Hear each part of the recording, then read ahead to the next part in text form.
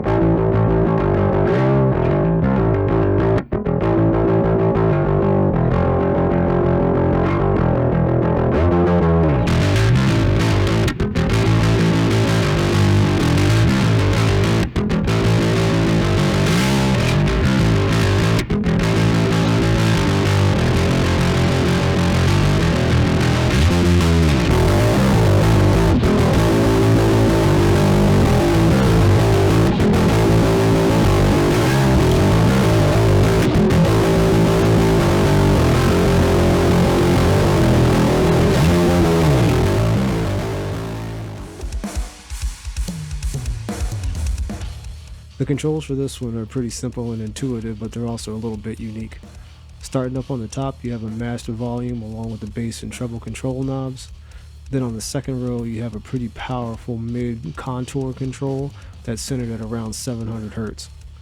Then next to that, you have the regular drive level, which is labeled as a grind, and then there's a boosted drive level, which is super cool. Then towards the bottom of the pedal, you have the foot switch that engages a pedal, and then the foot switch that engages a boosted signal.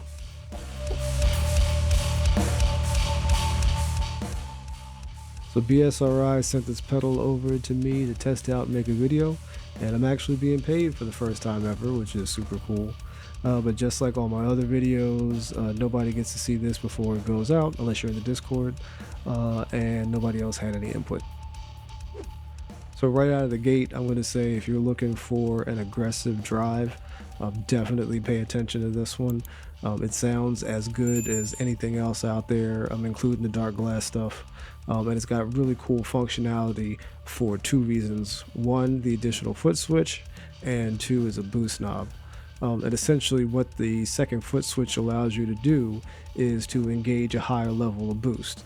And a lot of pedals have a higher level of boost, but it's with a toggle switch. So like say for instance the MBD2, which I reviewed a while back, I'll throw a link up in the corner. That one has like a plus 20 dB switch, so when you flick that on you get a higher gain stage, but you can't control it, and you also can't engage it with your foot while you're playing.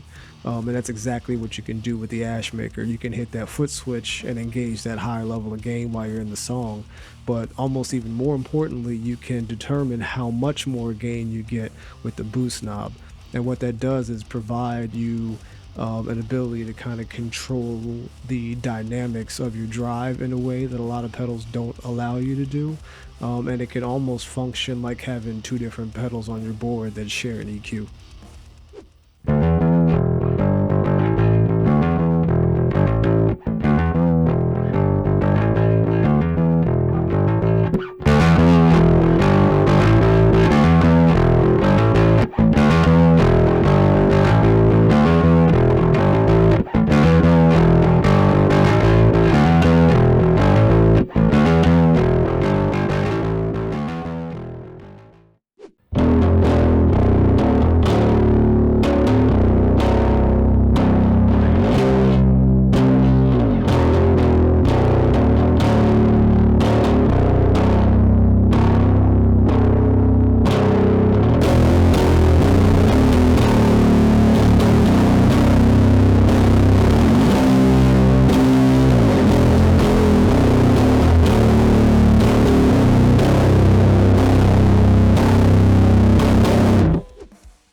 That said, none of that functionality stuff really matters if the pedal doesn't sound good, and this pedal sounds fantastic.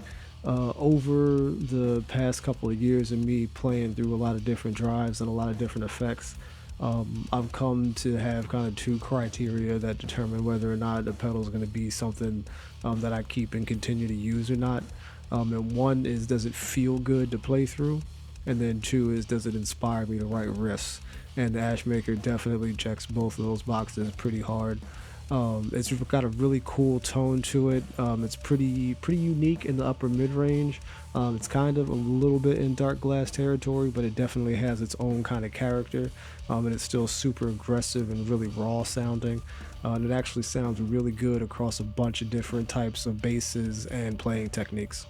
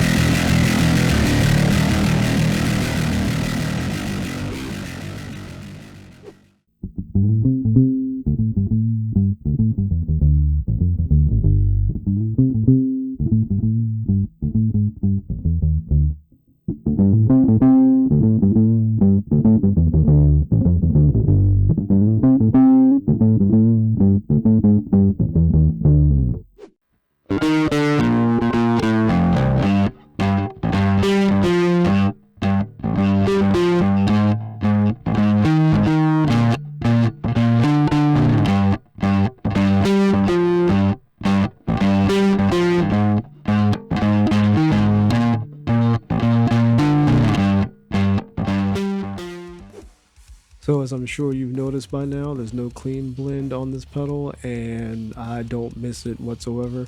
I've been playing with this thing for about a month and a half now, and at no point did I think like, oh, I wish this had a clean blend, because at no point did the bass ever sound thin. Even with really high gain levels, everything always sounded full. And it sounded great with a bunch of different types of basses, as I mentioned earlier. And the tone controls are really powerful. And I think there's probably a sound in here for just about anybody with the combination of the mid contour and then the treble and bass controls. You'll probably be able to find something in here that works for you. And when the pedal comes out, it will be at $229 for the purchase price. And I think given the functionality of the boost switch, the versatility of the controls and the build quality, I think that's a really good deal. You're getting kind of like a pedal and a half almost with the way that this thing is built. So definitely check this out if you're looking for a drive, and if you're looking for something that's more old school and more for like a Motown blues type thing, maybe not the first choice, but if you're looking for basically anything else, there's probably some really killer tones in here for you. If you are in the market for a drive right now, you might want to check out one of these two videos, but before you go, don't forget to check the links in the description. There's some pretty cool stuff down there. But that's it for this one. Hope you're staying happy and staying healthy. Until next time, take it easy.